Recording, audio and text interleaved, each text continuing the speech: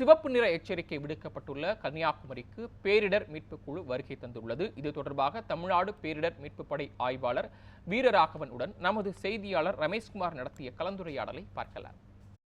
தமிழகத்தில் கன்னியாகுமரி, நெல்லை, தூத்துக்குடி, தென்காசி, கோவை, நீலகிரி என 6 மாவட்டங்களுக்கு ரெட் அலர்ட் எச்சரிக்கை விடுக்கப்பட்டிருக்கும் இந்த நிலையில் ஒவ்வொரு பகுதிகளுக்கும் பேரிடர் மீட்பு குழு என்பது அனுப்பப்பட்டு வருகின்றன.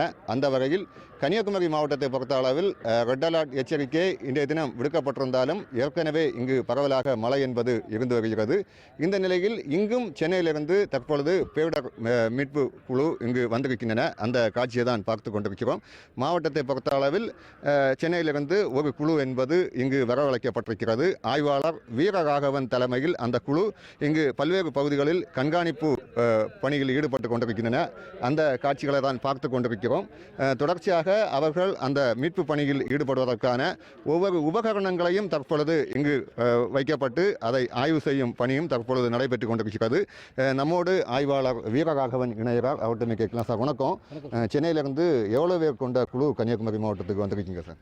சார், தமிழ்நாடு பேரிடர் மீட்பு படை சார்பாக இப்போ நம்ம பல மாவட்டம் வாரியாக போயிருக்காங்க. அந்த எங்கள் டீமு குழுக்கள் வாரியாக போயிருக்காங்க. இப்போ இந்த குமரி மாவட்டத்துக்கு என்னுடைய தலைமையிலையும் எஸ்ஐ முருகன் அவர் தலைமையிலையும் 3 டீமாக, ஒரு டீமு 30 பேர் நியமித்து 3 குழுக்களாக வந்து குமரி மாவட்டத்துக்கு வந்திருக்கோம்.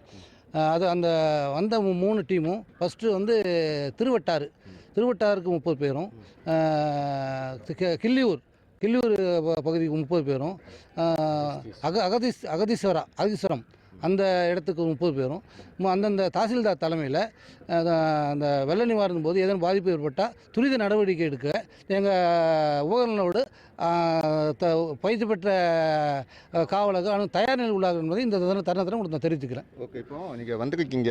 இங்கு வந்து எது பாதுகாப்பற்ற பகுதி, ஏற்கனவே இதே போன்று பேரிடர் காலங்களில் பிரச்சனை ஏற்பட்டிருக்கு அப்படின்னு ஏதாவது கண்டறிஞ்சிருக்கீங்களா? அந்த சம்பவம் நிகழும்போது எதன் அடிப்படையில் துரிதமாட்டு நீங்கள் வந்து மீட்பு பணியில் இறங்குவீங்க?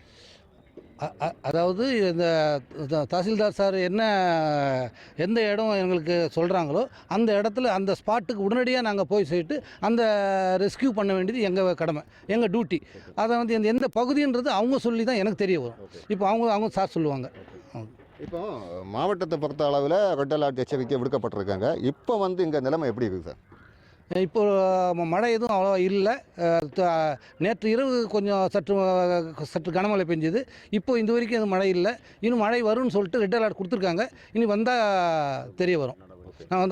மீறி வந்துச்சுன்னா அதுக்கேற்ற துரித நடவடிக்கை எடுக்க தயார் நிலையில் இருக்கிறோம் எல்லாருமே, டீம் எல்லாருமே. நன்றி. நியூஸ் 7 தமிழுக்காக கன்னியாகுமரி மாவட்டத்திலிருந்து ரமேஷ்குமார்.